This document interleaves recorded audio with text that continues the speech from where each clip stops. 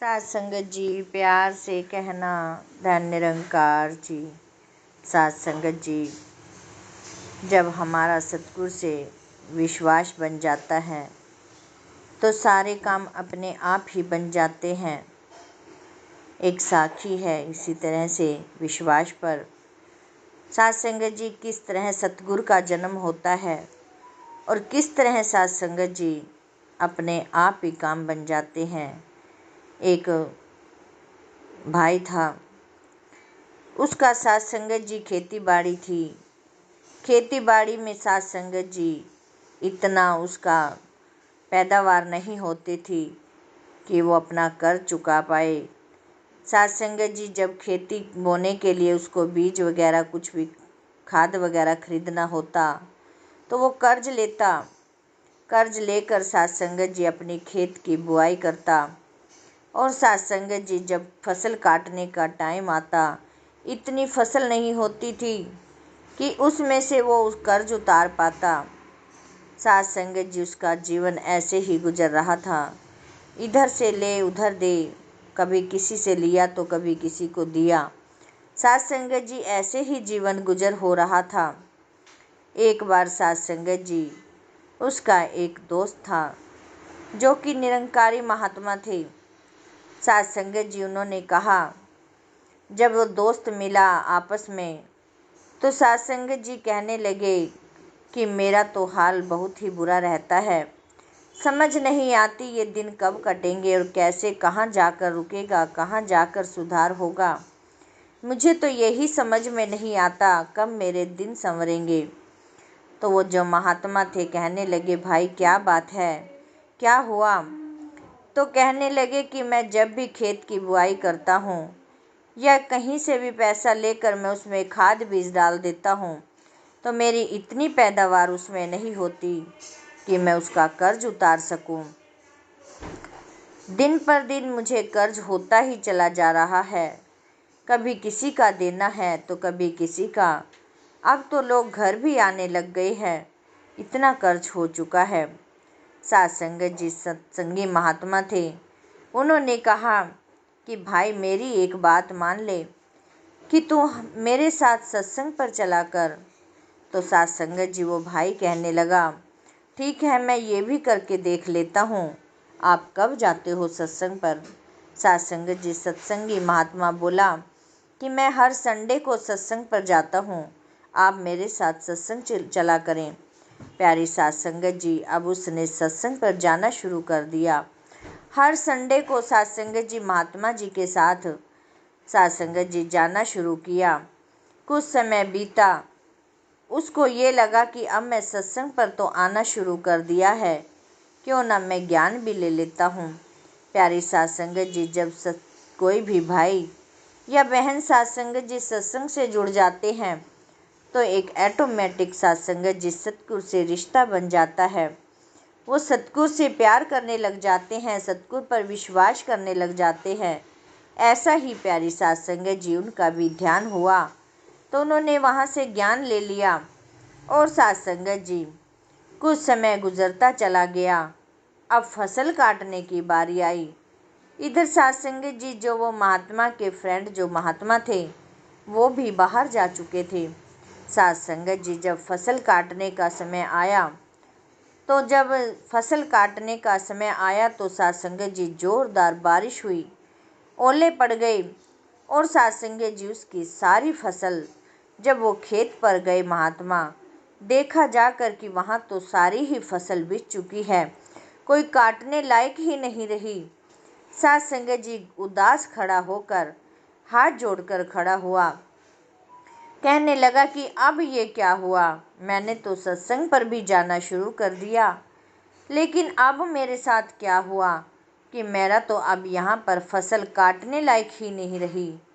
सात संगत जी उदास होकर घर आकर बैठ गया। जब सात संगत जी काफ़ी दिन बीत गए, अब वो करे तो क्या करे, ना तो फसल काटने योग्य है और ना ही सात संगत जी अब उसके पास कोई मजदूर है और ना ही मजदूरी देने के लिए पैसे हैं जो कि वो किसी को पैसे देकर वो फसल कटवाए और उसको साइड करे और दूसरी कोई फसल की उगाई करे। साध संगत जी आगे उसके पास कोई पैसा ही नहीं है। निराश होकर साध संगत जी जो उसका पिछला गेहूं बचा हुआ था उसी से ही अपना पेट पालन करने लगा और साध संगत जी घर ही उदास बैठा रहता। अब उसने सत्संग पर भी जाना बंद कर दिया, क्योंकि साध संगत जी जब मन ज़्यादा ही उदास हो जाता है तो हमें कुछ नहीं भाता और हम एक उदास मन लेकर घर में बैठ जाते हैं। प्यारी साध संगत जी इधर से जो उनके दोस्त महात्मा जी थे वो भी बाहर से आ चुके थे। जब उन्होंने देखा कि कई संडे हो गए हैं, महात्मा जी नज़र नहीं आ रहे, अब तो उन्होंने ज्ञान भी ले लिया था, फिर भी वो सत्संग पर नहीं आ रहे, क्या कारण है? चलो मैं उनके घर ही जाकर देखता हूँ। प्यारी साध संगत जी अब जब वो घर गए तो साध संगत जी महात्मा जी को बोलने लगे कि क्या बात महात्मा जी, आप तो नज़र भी नहीं आते सत्संग पर। मुझे तो कई सप्ताह हो गए हैं आए हुए, लेकिन मैं यही देखता रहा कि आप नज़र नहीं आते। तभी मैंने सोचा कि आपको घर जाकर देख आता हूँ, क्यों नहीं आ रहे हो। प्यारी साध संगत जी महात्मा जी के आँखों में आंसू आ गए और रोने लगे। कहने लगे कि क्या बताऊँ कि पहले तो मेरा ऐसे था कि मैं कहीं से लेता था और कहीं से दे देता था। चलो इधर दिया और इधर लिया, यही मेरा कर्ज चलता रहता था और मैं रोटी तो खा ही लिया करता था। लेकिन अब तो ऐसा हुआ कि मेरी तो फसल ही सारी नष्ट हो गई, जो कि काटने लायक ही नहीं रही। और मैं अकेला करूं भी तो क्या करूं, ना तो मेरे पास कोई पैसा है और ना ही इस फसल को जो बिछी पड़ी है, जो कि फेंकने लायक है, अब इसका मैं क्या करूं। इसीलिए मन नहीं करता, मैं घर में ही बैठा रहता हूँ। प्यारी साध संगत जी महात्मा जी ने सांत्वना दी। कहने लगे कि ऐसे कोई नहीं उदास होता और ना ही निराश होना है। हम सतगुरु जी के पास चलते हैं, वहीं पर ही कोई समाधान जरूर निकलेगा और आप अपनी सच्ची भक्ति के मार्ग पर चलते रहो।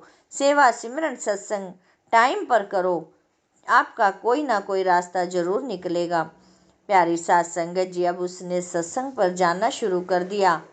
2-3 ही हफ्ते हुए थे तो साध संगत जी एक दिन वो घर पर लेटा हुआ मन ही मन सतगुरु के आगे अरदास लगाई कि मेरे सतगुरु सच्चे पातशाह, मैं अपना जो भी मेरा नुकसान है, जो भी मेरा लाभ है या नुकसान है, मैं आप पर सुपुर्द करता हूँ।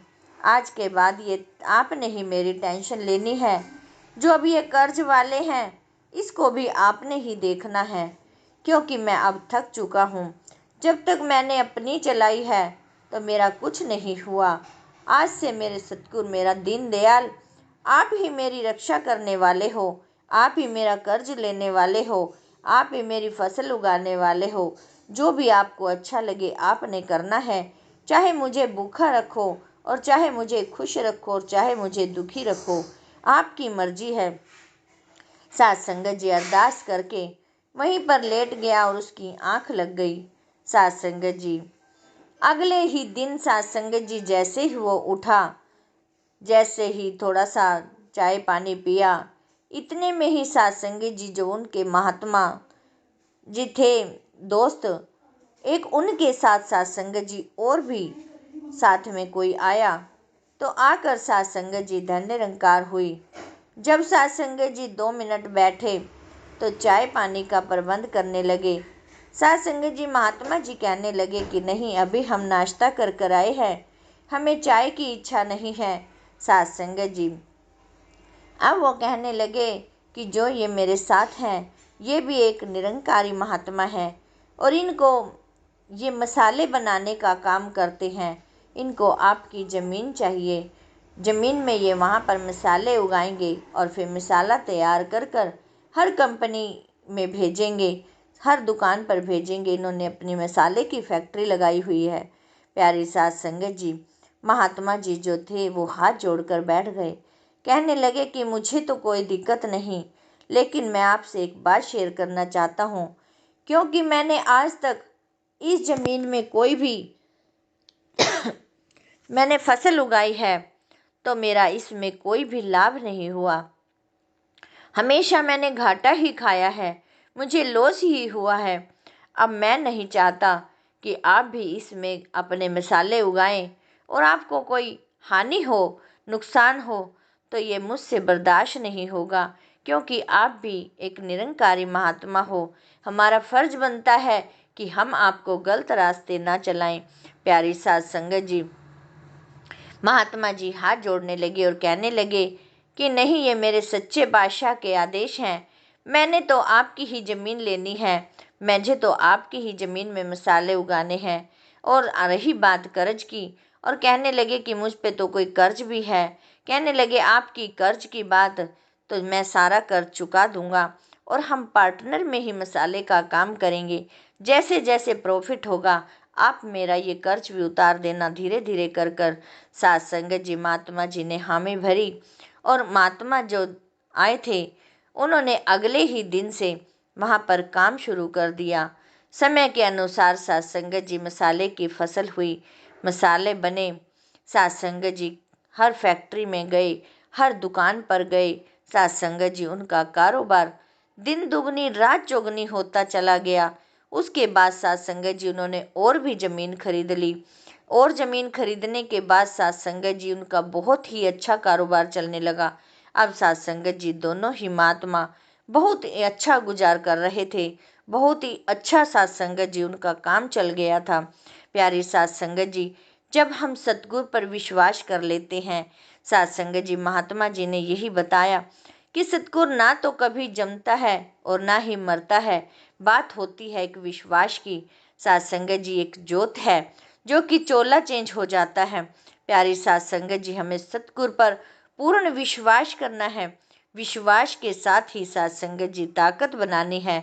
जब हमारे पर विश्वास बन जाता है तो ये ताकत अपने आप ही बन जाती है। प्यारी सात संगत जी, हमें सेवा सिमरन सत्संग हर समय करना है। इसको चेतन में इतना बसा लेना है कि जिस तरफ भी हम नज़र डालें इसी का ही रूह नज़र आए, इसी का ही चेहरा नज़र आए। सात संगत जी, बाकी दासी क्या बोल सकती है।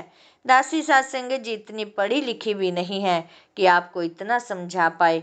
आप समझदार हो प्यारी सात संगत जी। संगत माँ होती है। सात संगत जी हर मांग अपनी माँ से ही करती हैं। सात संगत जी, दासी आज यही मांग रखती है कि दासी भी आपके चरणों में जुड़ी रहे, और सात संगत जी दासी भी को आपका सहयोग भी चाहिए। और सात संगत जी दासी यही प्रार्थना करेगी आप जी भी दासी के साथ जुड़े रहें। सात संगत जी प्यार से कहना, धन निरंकार जी।